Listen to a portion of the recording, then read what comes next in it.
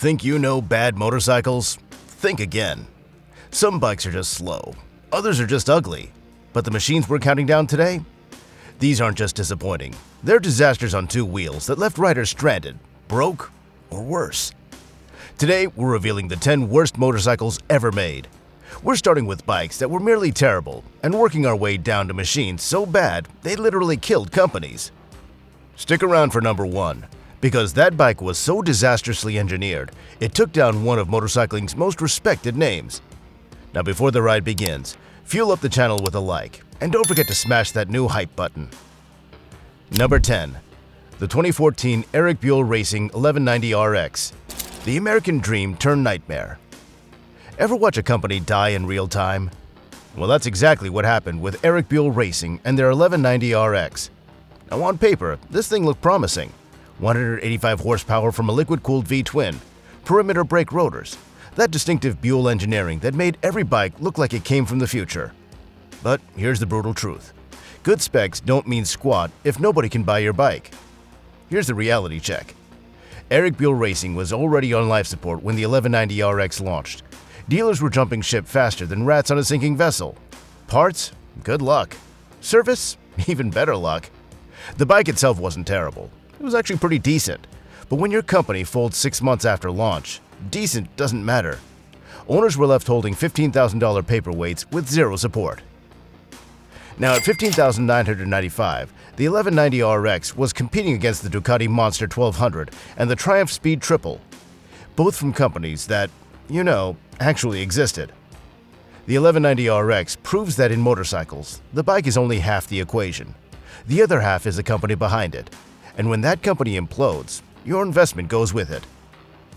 Number 9. The 1975 Honda CB500T. This is when Honda forgot how to Honda. Honda in the 70s was unstoppable. The CB750, CB400F, the Goldwing, they were rewriting the rulebook every year. And then came the CB500T. And suddenly, Honda remembered what failure felt like. Now this thing was supposed to be the evolution of the CB450. Instead, it was a devolution. Honda took a perfectly good parallel twin and somehow made it worse. The frame was heavier, the engine was barely more powerful, the styling looked like it was designed by committee, a very confused committee. But the real killer? Reliability. Now this was Honda, remember? The company that built bulletproof engines. The CB500T vibrated like a paint mixer and had electrical issues that would make a British bike blush. At $1,545 back in 1975, that's $8,817 in today's money. You could buy a CB554 for just a few hundred more.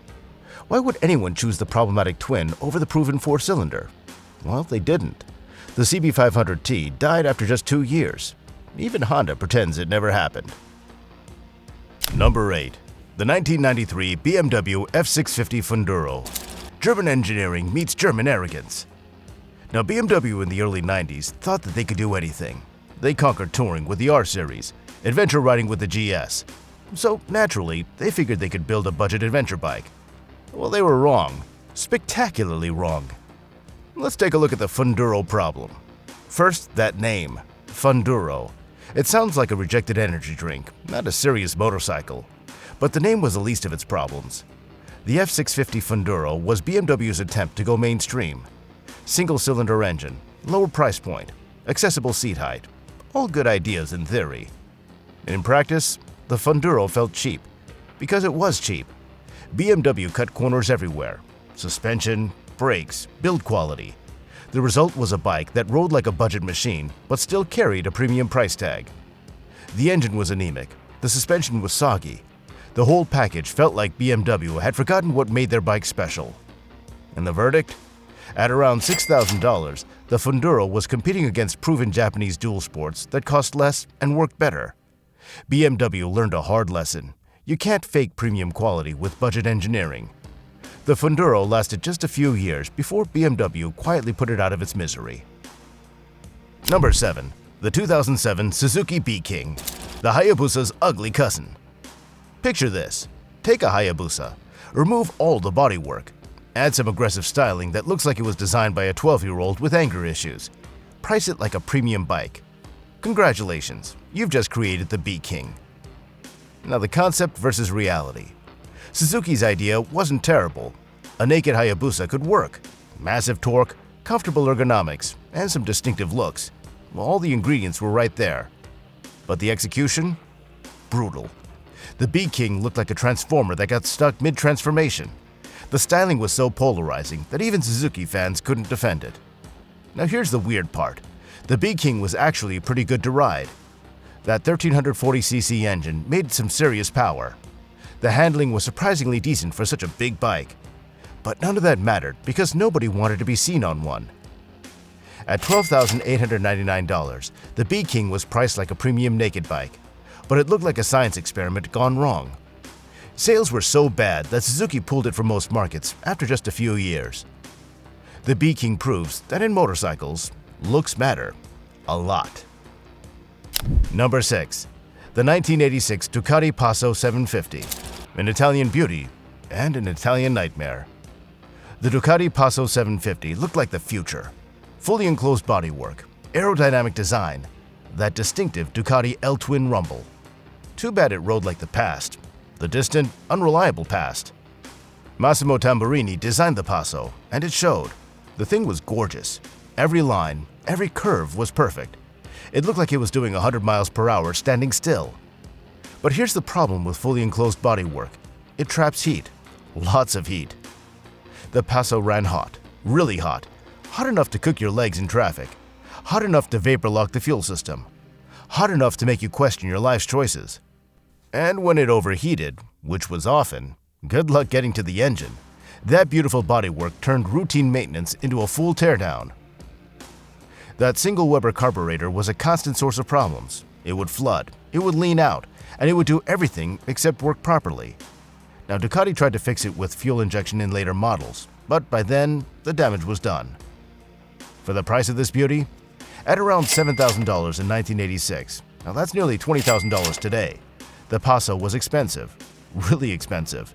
And for that money, you got a bike that looked amazing and ran terribly. The Paso lasted just a few years before Ducati quietly moved on to more sensible designs. Number 5. The 1974 Suzuki RE5, the rotary experiment. Suzuki in the 70s was fearless. They'd try anything once. Twin-cylinder bikes, four-cylinder bikes, even rotary engines. Now the RE5 was a rotary experiment, and like most experiments, it failed spectacularly. The Wankel gamble. Rotary engines were supposed to be the future. Smooth, powerful, and compact. NSU was using them in cars. Mazda was having success with them. So why not motorcycles? Well, because motorcycles aren't cars, that's why. The RE5's rotary engine was thirsty, really thirsty. We're talking 25 miles per gallon on a good day. In the middle of the oil crisis, that was a death sentence. It was also complex, really complex. When something went wrong, and something always went wrong, you needed a specialist. Good luck finding one in 1974. The apex seals were the killer. When they failed, the engine was toast. And they failed often, really often. Priced at $2,475, that's over $15,000 today. The RE5 was expensive to buy and even more expensive to fix. Buyers stayed away in droves. The RE5 was too weird, too thirsty, and too unreliable. Suzuki pulled the plug after just 2 years. The RE5 proved that sometimes being different isn't enough. You also have to be good.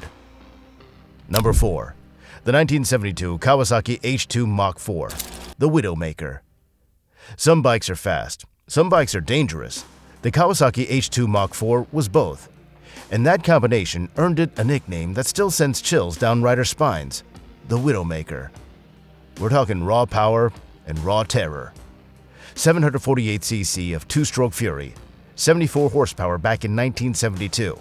Now that was some serious power. Serious enough to hit 125 miles per hour, and serious enough to kill you. The H2 was fast in a straight line, terrifyingly fast.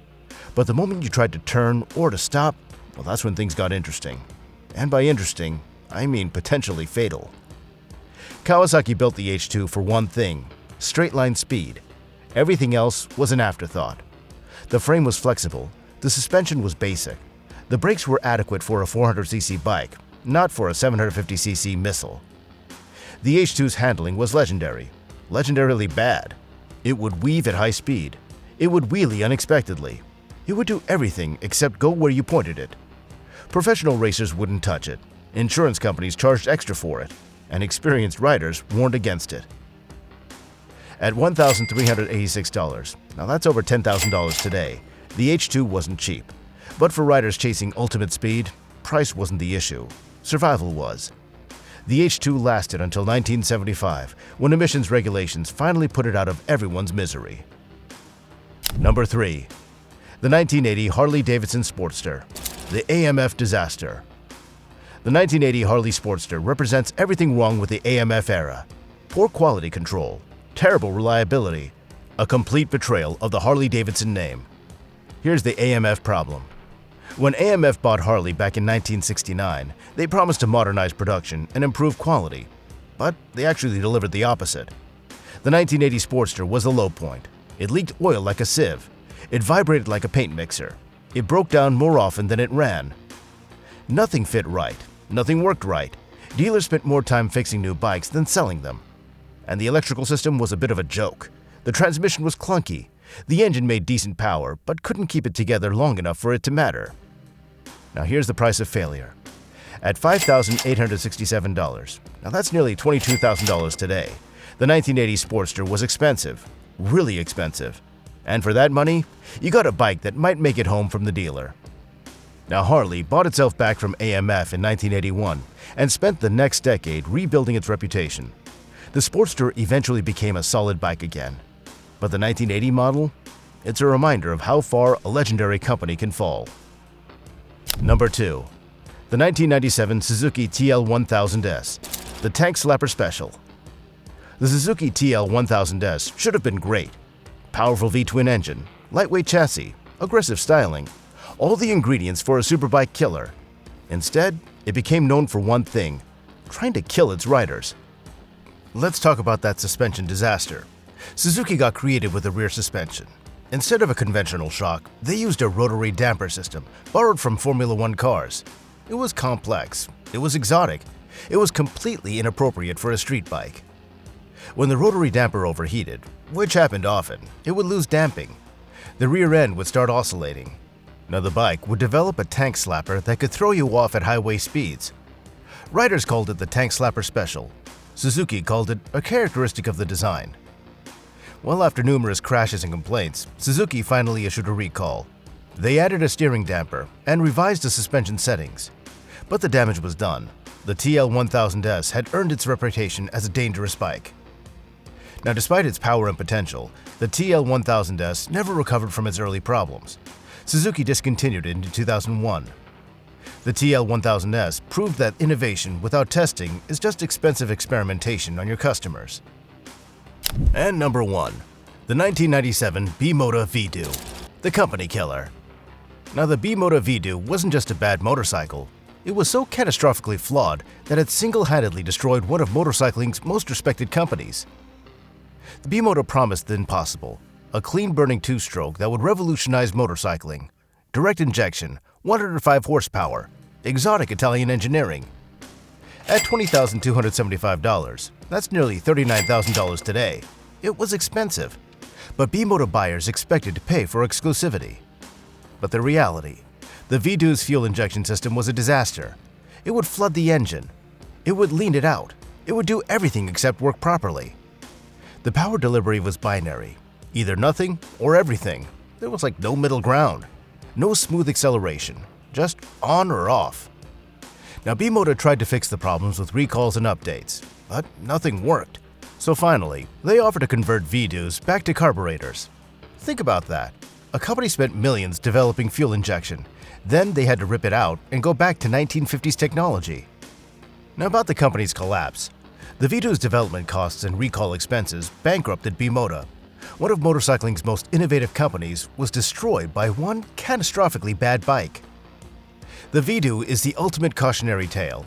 It proves that even the most respected companies can fail spectacularly when they promise more than they can deliver. Now these 10 motorcycles prove that even the best companies can build terrible bikes. Whether it's poor engineering, bad timing, or just plain arrogance, these machines remind us that reputation means nothing if the product doesn't work. Now the worst part? Most of these problems were avoidable. Better testing, more conservative engineering, or simply listening to early feedback could have saved these bikes. But they didn't listen, and riders paid the price. Now that glowing red thing on your screen? Yeah, that's the subscribe button. Hit it if you want more bikes that prove sometimes the best stories are about the worst machines.